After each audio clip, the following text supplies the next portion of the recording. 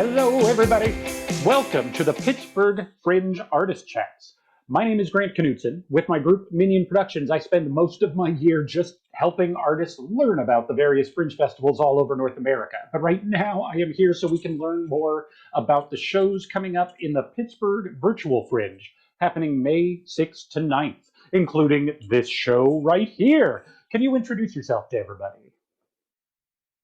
Yeah, my name is Melanie Moseley, and I have a show called Sexology the Musical that I Nice. will be bringing. So I'm going to give you a chance, like I've been giving everybody I've been interviewing, a chance to give us the elevator pitch for that show. And what I mean by that is, like, if you were at the festival live and you were just flyering lines, desperately trying to get people into those butts and seats so you can have a burger and a beer tomorrow, and you had, say, 30 seconds or less to tell us what the show is about and why we would want to see it, what would you say?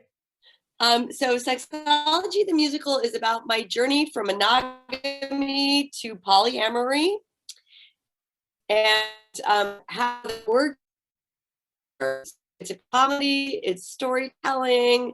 It talks about a variety of different relationship structures, kind of challenges people in terms of thinking about how relationships might work.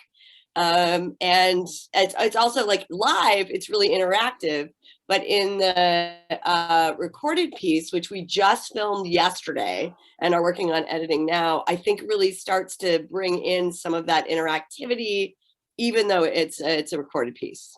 That was my goal. That's great. That'll be fun to see. And now, we were just discussing this a little bit before we hit record. I have seen the show in 4 different states now at different festivals. But one of the things that struck in my head then is that this isn't a new show. It's got a good history to it. So in the quick social media chat format, can you tell us a bit about the history of the show? Yeah, so I wrote the show in 2018. I toured it in 2019, and I drove it from Portland, Oregon to Portland, Maine in my travel van. And I did a bunch of festivals in between. I won Best in Show in PortFringe in Portland, Maine, and also in Boulder at the Boulder International Fringe Festival, which I'll be going back to with a different show this year. But yeah, so it was my first kind of foray into traveling on my own. I used to travel with an improv group with, a bunch of people, but like doing a show on my own was a little different. So yeah, that's a whole different thing. The advantage of traveling to the Fringe festivals, though, is suddenly you have this almost adult summer camp community just built around you when you get there, which is great. Absolutely. Which is fun. We've made so many friends all over the country because of this. No kidding. Yeah. That's great. And it's essentially how we know each other, even though it was a Fringe Festival adjacent event where I first got to see that in Portland, Oregon. Absolutely. So another question then, you have performed the show quite a bit in different places, but so this was the first time it's going to be done virtually. Yes, first time recorded. So it's so it was really interesting taking a theatrical piece that in my mind is very like audience dependent. Your audience is there, the actor is there, and we're having this symbiotic thing, and then trying to figure out how to still tell the same story but do it through this screen where I don't get to like see you face to face or hug you, which in my live show I do get to hug folks.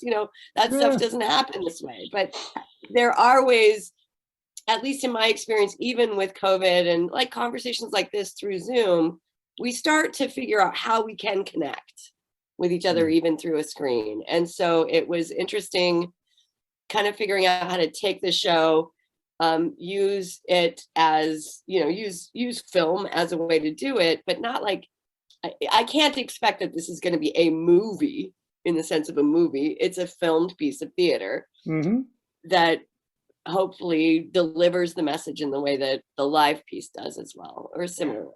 Well, and it's one of the ones I'm most intrigued to see translated that way, because again, like you said, not only is it interactive, but it's very intimate, not just in size usually, but in subject matter.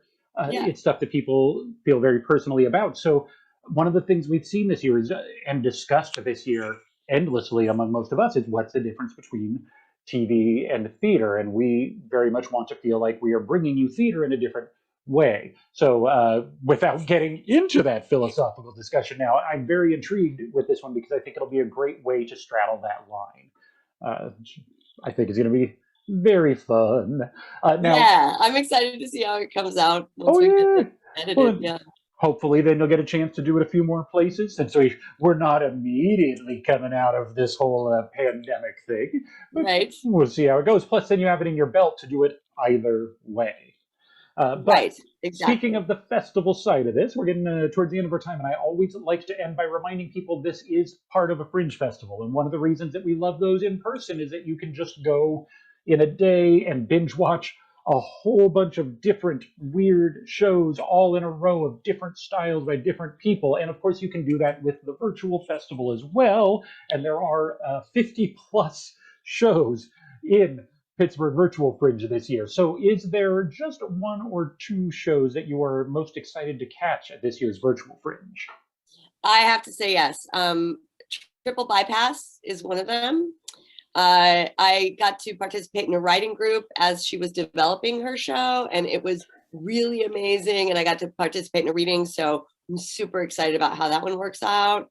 And then Effing Robots is another one, which I saw live in Fresno in 2019 and loved. And so, yeah, those would be two that I'm, yeah, very much. I really enjoy F and Robots as well, and I haven't seen the other one. I'm very much looking forward to it. But I just interviewed Dina earlier, and she, of course, said she is very excited to see your show. So it's just kind of nice to see those circular dubs It's sometimes. great. Yeah. But in that spirit, everybody, please come see Sexology at Pittsburgh Virtual Fringe. Please see as many of the other 50 plus shows as you can. Thank you, everybody, and we will see you soon. Thank you.